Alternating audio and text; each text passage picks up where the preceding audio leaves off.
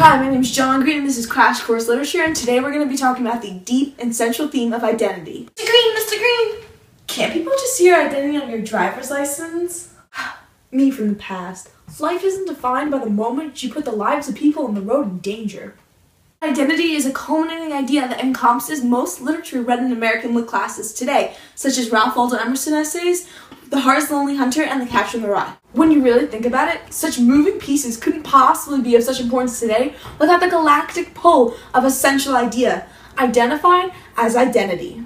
It's how such radically different ideas and ideologies demonstrated in American classics have somehow made it into the same video. Excuse me, my oh-so-talkative friend. You forgot to introduce your new host for today's evening? Oh yeah, sorry. Ladies and gentlemen, and any living creature interested, may I please introduce to you my guest for the night, Steve, who is usually my director, but as many teenagers are saying today, YOLO. Steve will be sharing the heavy burden of history at work with us. And were you going to leave me out? Ah yes, and this is my lovely wife, Sarah, whose Confucian wisdom will aid us throughout the course. She's not really Confucian, she's just really smart and has a deep natural knowledge. I think it's high time we began the glorious descent into the pits of people and their true identity, even if it means some pretty harsh reality, beginning with Emerson.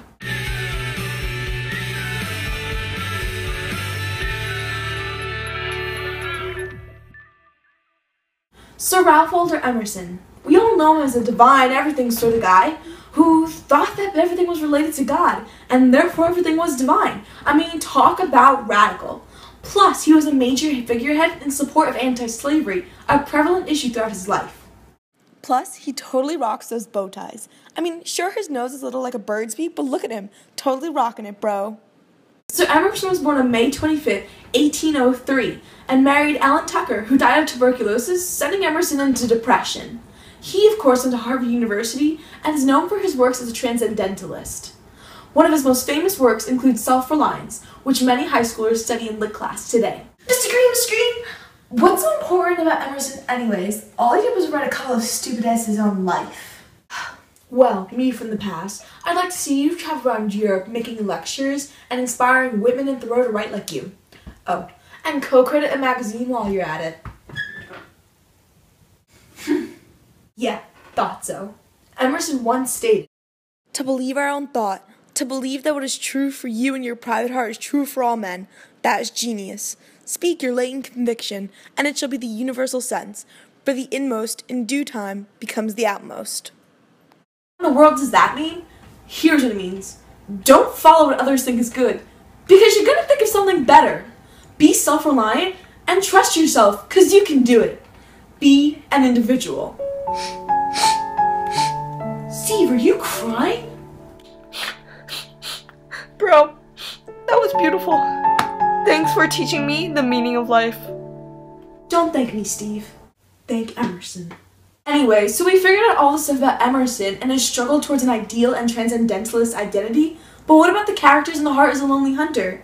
If we look at— Whoa, hold up, John. Brother, listen to me. You may know a lot about Emerson, but I swear I'm gonna go all Veronica Roth on you if you don't let my English genius show, okay? I mean, look at me, I look fantabulous today. If you thought Emerson was deep, try being one of the characters from Carson McCullers' novel, The Heart is a Lonely Hunter, where the characters face daily hardships that are far more epic and far more trying than any of the people post-World War II, where the people actually talk to deaf people about their feelings. Try that.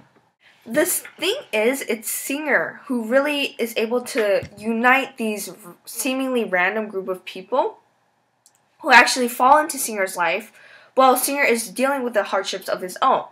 So basically these characters in the book almost feel like something is arising out of themselves that only Singer can seem to bring out, which in reality is their true identity. I mean, I guess you could say that his name kind of has something to deal with it because, singers are expressive.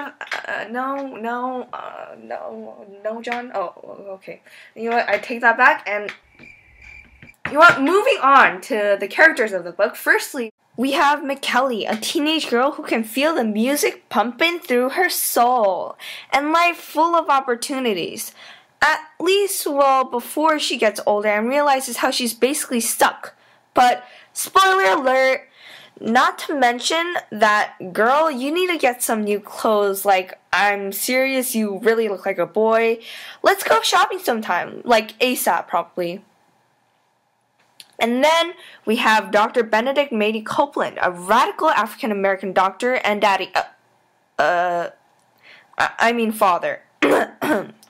Well, who finds it hard to understand his true purpose in life if he is enabled by his skin color. Thirdly, we have Jake Brown, who takes forever just to sober off and get off Singer's chest and out of his house. Kind of like John. Steve, shh, my wife is on set. What about me, honey? Nothing, I love you, sugar. That's gross. Last but not least, we have Biff Brandon, a quiet man whose more feminine and delicate side does not show until Singer takes his own life. I mean, seriously, what guy puts on his dead wife's perfume just for comfort? Creep alert, or maybe it's just some kind of revelation. Essentially, McCullers shows how the characters in the book are almost fighting their own mini battles in order to find their own identity or accept their own. I mean, take Copeland, for example. He lives through his whole life fighting about how the white men are always evil, when in reality, at the end of the book, old age catches up to him and he dies just trying to accept who he is. So the question that arises is, what does identity actually prove? Well, in The Heart is a Lonely Hunter, it shows how no one really has a set identity until their life unfolds into this huge chaotic mess. So basically, life is related to identity and vice versa in terms of understanding oneself and kind of showing the evolution of mankind, no matter how hard or harshly real it is. Now that was out of the way, ladies, if you think that my intelligence was incredibly attractive, feel free to, just give me a call.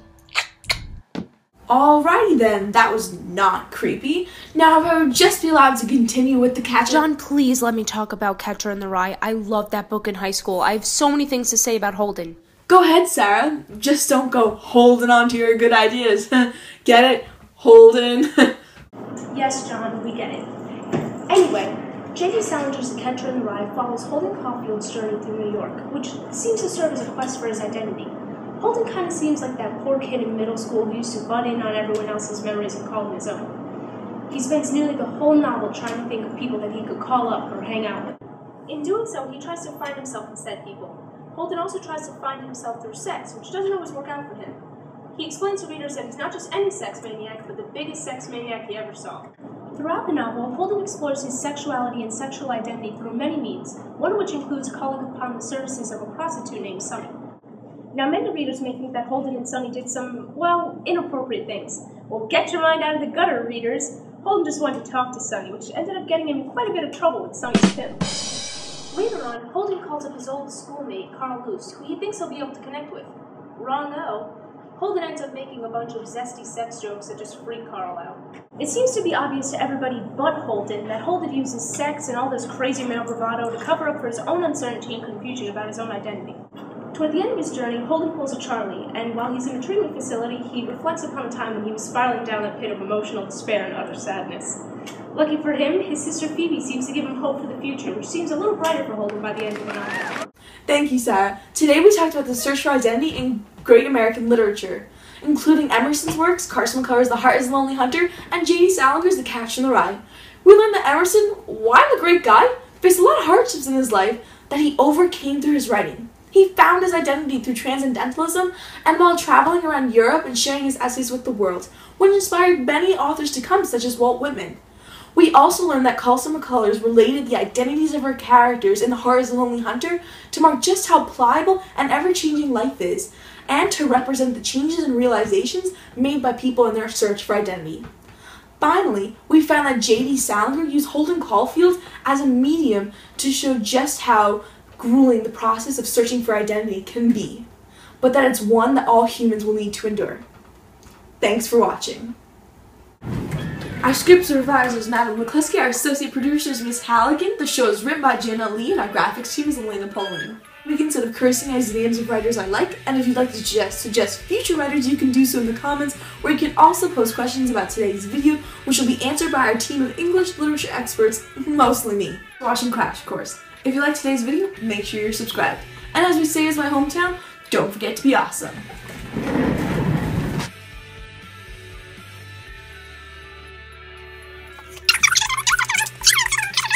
Where they face daily hardships that are far more hardening. Hardening, is that a word? I don't even know. Okay. Face daily hardships that are far more hard. Hardships that are far more hard. Okay, that are more epic. My apologies. Okay, I'm gonna try that again.